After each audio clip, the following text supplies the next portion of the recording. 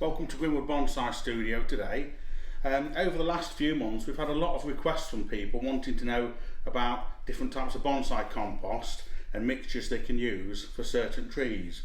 And we've got several mixes that we use and we sell here at Greenwood, and we've kind of shied away from doing a video like this because on a worldwide audience with YouTube, you're going to have different environments, different climates you're growing trees in, different species of trees, and also the availability of your products is going to be different than the availability of ours. So some of this might not translate literally to you or your trees, but we've got so many people ask, we're just going to show you a little rundown of what we currently use here at Greenwood. For many years we've used a more traditional bonsai compost, which is this one here. This is a mixture of 2 parts peat, 2 parts grit and 1 part John Innes number 2. John Innes number 2 in the UK is a compost that's derived from rotted loam.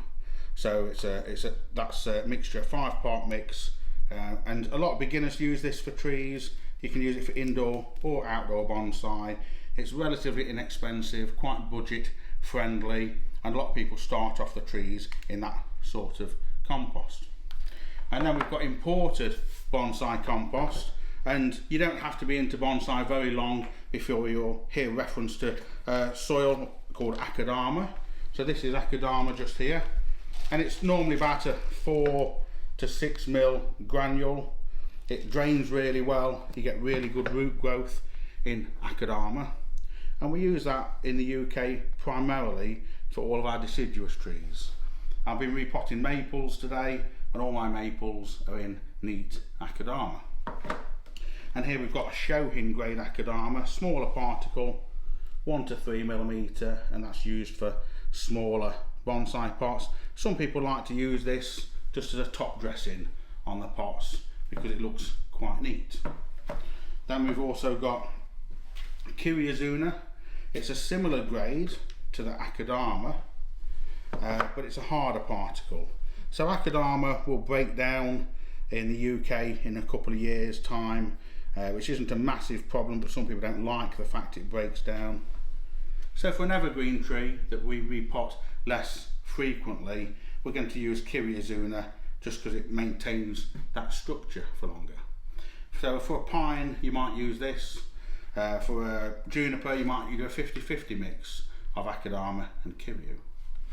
The third basic one we've got here is Kanuma. There's a Japanese soil, and Kanuma is more acidic, and that is primarily used for ericaceous trees, basically azaleas, camellias, gardenias, that sort of tree.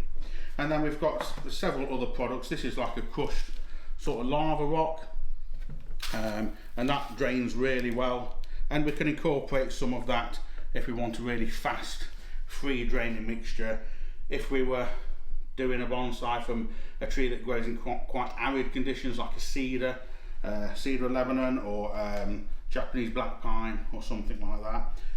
So, but a lot of these composts, you know, Japanese soils like this, we have to ship them halfway across the world, and with the increased cost of shipping and getting them over here, the transport, the distribution of them, and also the availability of them. There's been a few ups and downs recently in the availability of akadama. The peat-based compost, which we've used for years, peat is being withdrawn from compost in the UK due to environmental impact of it, and it leads us to looking to possibly more sustainable resources that we can use for our bonsai culture to keep our trees in, that are perhaps closer to get nearer to home. So we've been doing some tests recently on some different products, and one thing we've been using quite extensively for repotting some of our deciduous trees is these Rice Krispies. They're readily available, most good grocery stores. They're fairly inexpensive. You don't have to go for the branded variety. You know, we're not got to ship them halfway across the world. We've got some research that's ongoing at the moment into them, in using them as bonsai compost, which has been done by the Federation of Organic Loam Substitutes. So until they finish their research, we're just going on with what we're doing. We've been trying them, and today we're trying them with acers. So I've got a little Benishidori maple here, look, into a glazed pot, and we've just root pruned it. It's been in Akadama, and for the initial transition we've took some of the Akadama off, we've left a bit of it on so that it will transition from this into the new medium that we're going to use. So we'll get ourselves set up for a little bit of repotting. Right. Okay, so we're all set up to repot this little maple. We've been busy repotting stuff this week. It's an ideal time of the year to do it. You can see when I compare these two products together how identical the size of granule is between the Akadama and the Rice Krispies. So we're going to start off by just use a soil scoop, get a bit of it into the bottom of the pot. Good nice drainage layer, and we found it drains really well and you get good root growth. It's not the root growth we're getting with it is very similar to the root growth you would expect using Akadama. You can hear it just crunching down onto that quite nicely. And we'll add it in with a soil scoop. It flows really well around the root balls, we found, so we can just add it up to normal level like that and just tamp it down a little bit, and then just as normal we're going to bring that wire across just to secure the tree in, just as you would if you were using Akadama as a potting medium, just like that.